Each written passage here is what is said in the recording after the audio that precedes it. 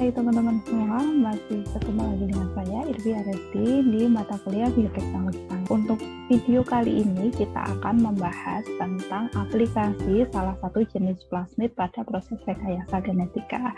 Yuk ikuti terus video kita. Di gambar sebelah kanan ini merupakan rangkuman dari prinsip penerapan plasmid pada proses rekayasa genetika. Jadi di situ ada nomor 1, 2, 3, 4. Itu merupakan prinsip-prinsip utama yang harus teman-teman ketahui apabila teman-teman ingin menerapkan rekayasa genetika dengan menyisipkan suatu furein DNA ke dalam plasmid. Oke, kita mulai ya.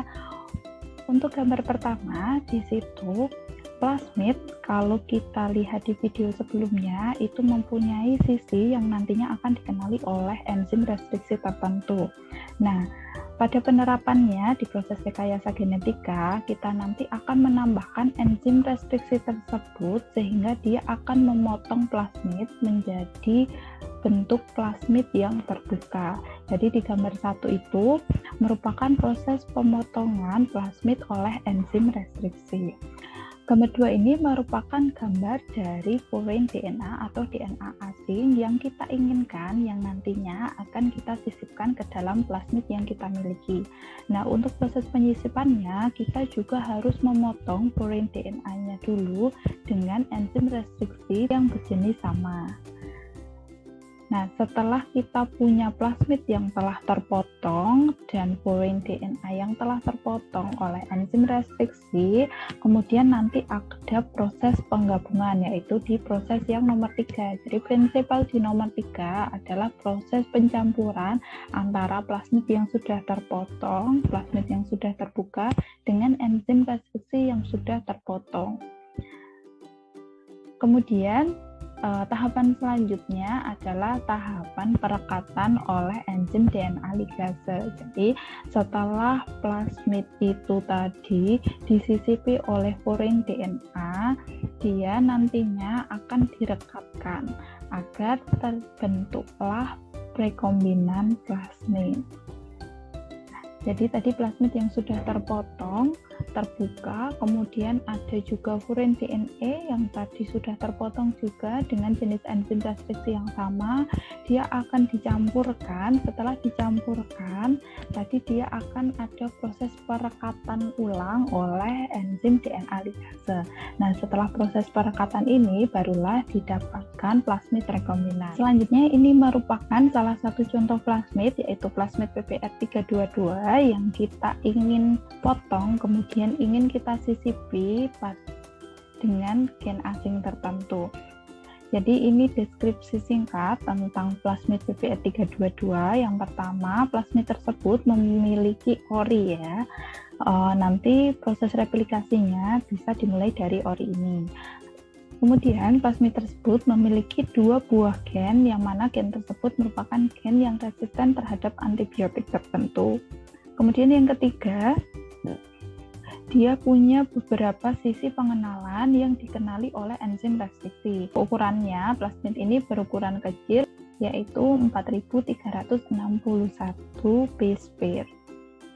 Di gambar sebelah kanan ini merupakan proses transformasi dari DNA Escherichia coli. Jadi nanti kita akan menggunakan bakteri Escherichia coli dalam proses pembentukan rekombinan plasmid. Yang pertama yang harus kita lakukan adalah memotong area yang resisten pada ampicillin oleh enzim restriksi PST1. Jadi nanti enzim restriksi PST1 ini dia akan memotong area yang mana area tersebut merupakan resisten pada antibiotik jenis ampicillin. Nah, setelah dipotong nanti akan ada peletakan oleh furein DNA pada plasmid yang terbuka. Jadi setelah plasmidnya terpotong nih, nanti dia akan disisipi oleh furein DNA, yang mana furein DNA ini merupakan DNA yang kita inginkan. Nah, hasilnya apa? Hasilnya karena tadi area yang resisten terhadap ampicillin itu disisipi oleh furein DNA, maka area tersebut yang resisten terhadap ampicillin itu akan terganggu karena adanya penyisipan oleh DNA asing. Nah, tapi plasmid ini tadi dia punya 2 sisi yang mana sisi tersebut atau area tersebut adalah area yang resisten terhadap antibiotik.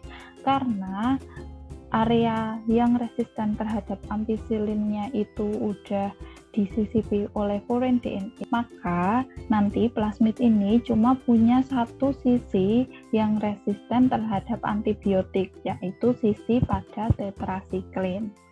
Nah, kemudian setelah disisipi oleh gen, tadi kemudian direkatkan oleh DNA ligase, nah nantinya dia akan ke tahap 3, yaitu tahap transformasi. Jadi di sini sel bakteri Escherichia coli dia akan tertransformasi karena ada penyisipan oleh plasmid yang baru, plasmid yang sudah terrekombinasi. Lalu nanti akan dilakukan penumbuhan di dalam agar yang mengandung tetrasiklin. Selanjutnya nanti ada proses seleksi dari sel-sel yang telah tertransformasi. Nah, proses seleksi tadi yang pertama menggunakan agar tetrasiklin, kemudian ditumbuhkan. Satu persatu koloni yang tumbuh nanti akan dipindahkan ke dalam 2 buah plate, yang mana plate pertama itu merupakan agar yang mengandung tetrasiklin sebagai kontrol. Kemudian plate yang kedua merupakan plate yang mengandung agar ampicillin dan tetrasiklin. Kemudian gimana caranya kita tahu kalau sel bakteri itu berhasil disisipi oleh foreign DNA yang baru atau enggak, yaitu dengan cara proses seleksi di step terakhir itu.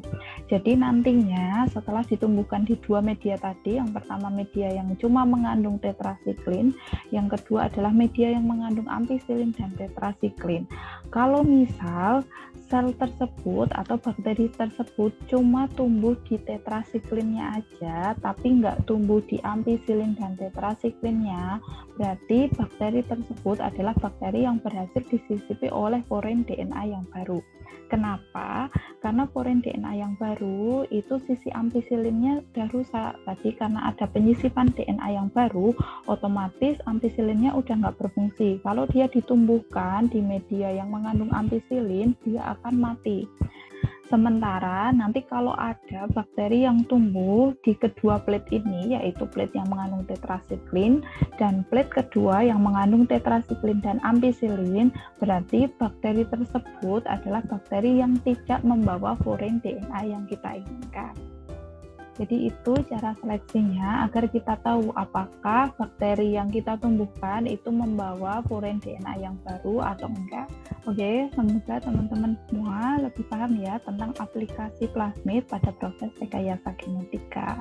Sekian dari saya, see you on the next video. Bye.